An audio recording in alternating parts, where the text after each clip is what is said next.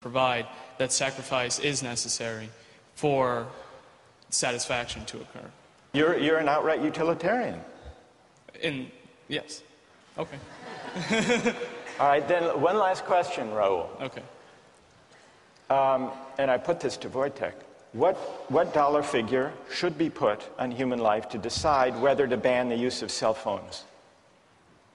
Well, I don't want to arbitrarily calculate a figure. I mean, right now, I think that... You want to take it under advisement? Yeah, I'll take it under advisement. But what, roughly speaking, would it be? You've got 2,300 deaths. Okay. You've got to assign a dollar value to know whether you want to prevent those deaths by banning the use of cell phones in cars. Okay. So, what would your hunch be? How much? 1 million? 2 million? 2 million was Wojtek's figure. Yeah. Is that about right? Maybe 1 million. 1 million? Yeah.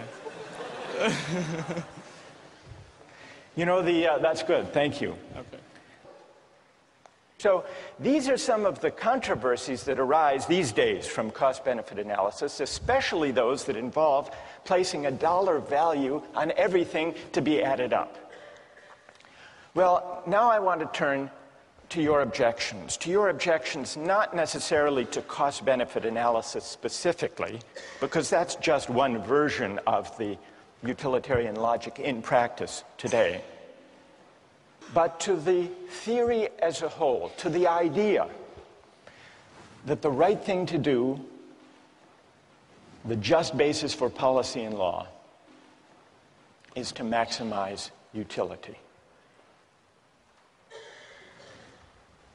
How many disagree with the utilitarian approach to law and to the common good? How many agree with it?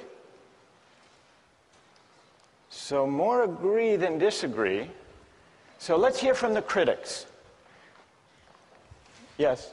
My main issue with it is that I feel like you can't say that just because someone's in the minority, what they want and need is less valuable than someone who's in the majority. So I guess I have an issue with the idea that the greatest good for the greatest number is okay, because there's still, what about the people who are in the lesser number? Like, it's not fair to them. They didn't have any say in where they wanted to be. All right, that's an interesting objection. You're worried about the effect on the minority. Yes. What's your name, by the way? Anna. Who has an answer to Anna's worry about the effect on the minority? What do you say to Anna? She said that the minorities value less. I don't think that's the case, because individually the minority's value is just the same as the individual of the majority. It's just that the numbers outweigh the minority. And I mean, at a certain point you have to make a decision, and I'm sorry for the minority, but sometimes it's for the greater good. For the greater good. Anna, what do you say? What's your name? Yangda. What do you say to Yangda? Yangda says you just have to add up people's preferences, and those in the minority do have their preferences weighed. Can you give an example of the kind of thing you're worried about when you say you're worried about utilitarianism violating the concern or respect due the minority? Okay. Can you give an example? So, well, with any of the cases that we've talked about, like for the shipwreck one, I think the boy who was eaten still had as much of a right to live as the other people, and just because he was the minority in that case, the one who maybe had less of a chance to keep living, that doesn't mean that the others automatically have a right to eat him just because it would give a greater amount of people the chance to live. So there may be certain rights that the minority members have, that the individual has, that shouldn't be traded off for the sake of utility? Yes. Yes, Anna? Yeah, this would be a test for you. Back in ancient Rome, they threw Christians to the lions in the Colosseum for sport. If you think how the utilitarian calculus would go, yes, the Christian thrown to the lion suffers enormous, excruciating pain. But look at the collective ecstasy of the Romans. Yanda. Well, in that time, I don't, in modern day of time, to value to give a number to the happiness given to the people watching, I don't think any policymaker would say the pain of one person, of the suffering of one person is much, in comparison to the happiness gained. No, but you have to admit that if there were enough Romans delirious enough with happiness, it would outweigh even the most excruciating pain of a handful of Christians thrown to the lion. So we really have here two different objections to utilitarianism. One has to do with whether utilitarianism adequately respects individual rights or minority rights, and the other has to do with the whole idea of aggregating utility or preferences or values. Is it possible to aggregate all values to translate them into dollar terms? There was, in the 1930s, a psychologist who tried to address this second question. He tried to prove what utilitarianism assumes, that it is possible to translate all goods, all values, all human concerns into a single uniform measure. And he did this by conducting a survey of young recipients of relief. This was in the 1930s. And he gave them a list of unpleasant experiences.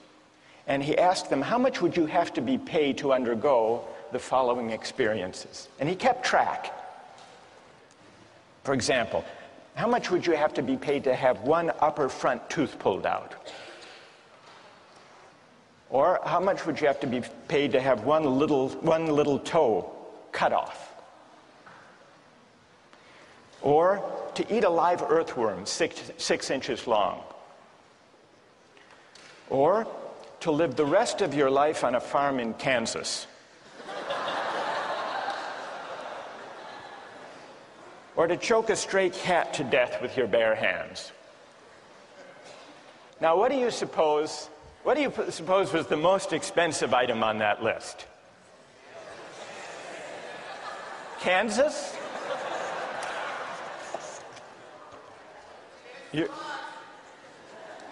You're right, it was Kansas.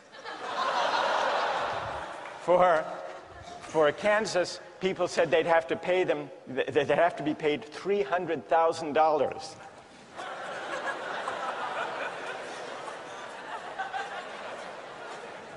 What do you think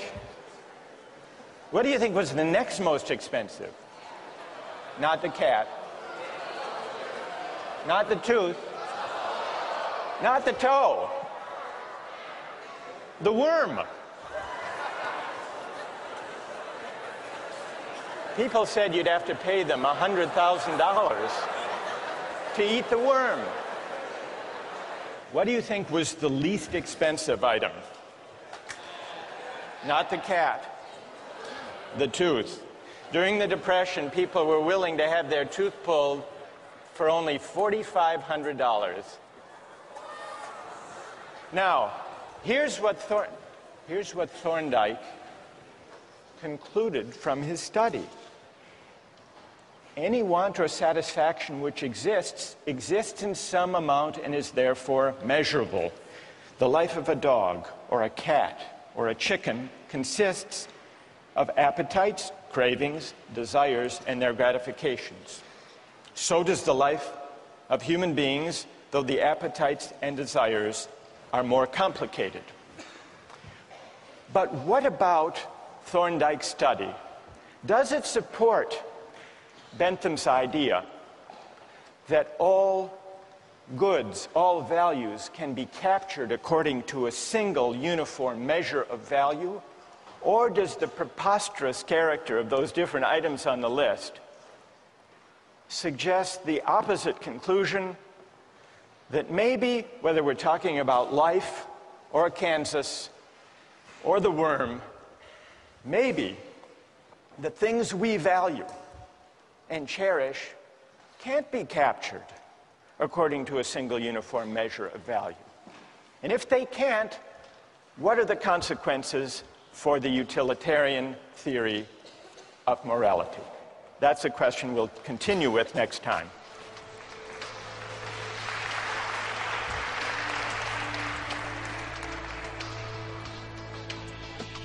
All right, now let's take the other part of the poll. Which is the highest experience or pleasure? How many say Shakespeare?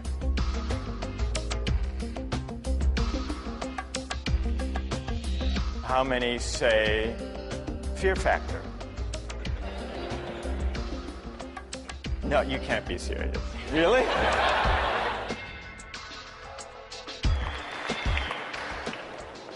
Last time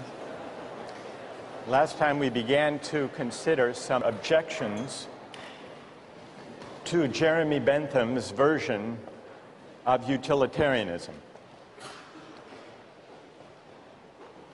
People raised two objections in the discussion we had.